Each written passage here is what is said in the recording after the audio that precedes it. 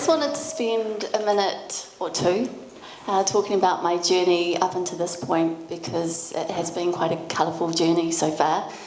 As Wallace said, I started my career before I turned 21, and I had won the Benson Hedges Fashion Awards, which at the time was the most prestigious awards in New Zealand. And by winning that, I got $10,000. So off I started business the next day, and thought that, definitely naive, because had I known what I learnt along the way, I probably wouldn't have started the next day. I would have taken my time.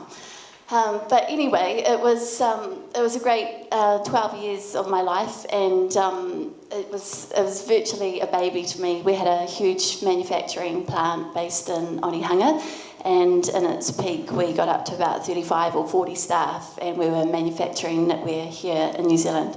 I think a large part of the success of that brand was we invited people into our factory, and we invited people into our space, and by people seeing us and watching us manufacture our knitwear, which at that time was quite an unheard of thing, people thought that they owned the brand, they were a part of the brand, and they watched us grow, and their loyal support drove us further, I guess, and inspired us more to do some creative things. So in terms of knitwear, as Wallace was saying, you probably remember, you think of knitwear like, oh, that jumper that Nana knitted you 30 years ago, and it was horrible, scratchy wool. Well, times have changed, and yarns have changed, and technology's changed as well, and my brand and my career journeys had to change over the time too. In the early 2000s, possibly the late 90s, Insidious Fix was one of the first fashion brands to launch an online store. And again, in that time, it was quite an unheard of thing. And we took out a big billboard on Mount Eden Road to say, woohoo, we're going online. We're getting serious. And I can tell you, the billboard was... it was an interesting exercise, it was an expensive exercise, but little did we know that with online presence and that sort of plunge at that time, again without much research, it needed work, and it wasn't as easy as just launching an online store. You needed to still grow the brand, and there were a lot of other components to the online store, and even almost 20 years later, I've now launched out under my own name, and I have my own knitwear brand, which is called Kylee Davis. I manufacture everything here in New Zealand, and I have come back on shore, but I decided to choose a different landscape, a different business model to deal with the current economic times. And when I launched my label in 2010, which was right in the midst of a recession, which I must recommend is never a good time to launch a new company, again, you're constantly sort of needing to develop ideas and ways to navigate the landscape, which seems to be forever changing. And my sector is, which is fashion knitwear. It's a competitive sector, and it's a sector that needs a lot of work. So my recommendations and my suggestions, or things that I can talk about specifically to me, but hopefully they might share something for you too. But I guess, as I say, we were one of the first labels in the early 2000s to launch an online store, and back then it wasn't something that you could go and find and kind of build your own site. It needed the gurus to do it. So the site was about 20 grand before we even did anything with it.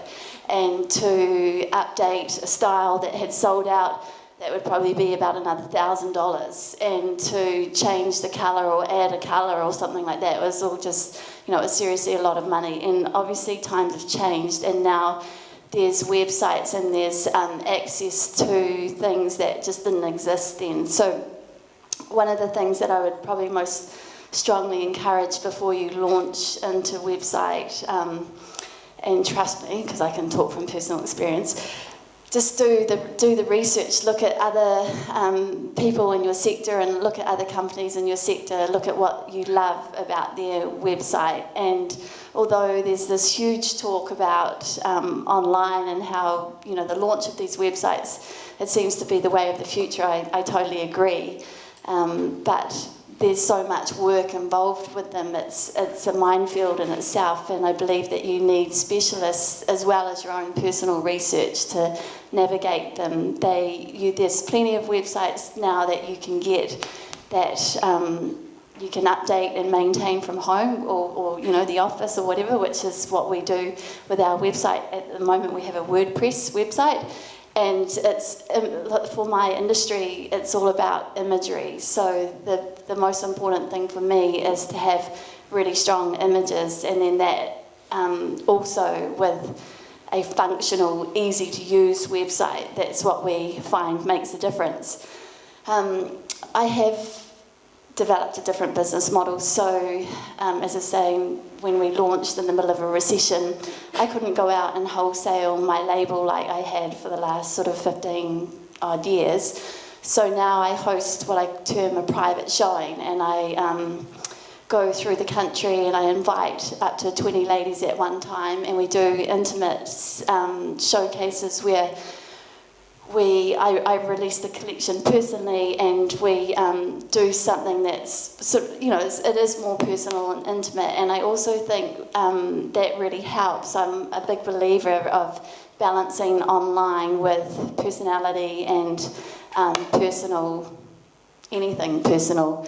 Because if you think of back in the day, like when we used to send letters by mail and what have you, and now everything's just email or online, and we're really on call pretty much 24 hours, 7 days a week, and it's very demanding, and you have to be on your game all the time, and people are constantly judging with what's happening online.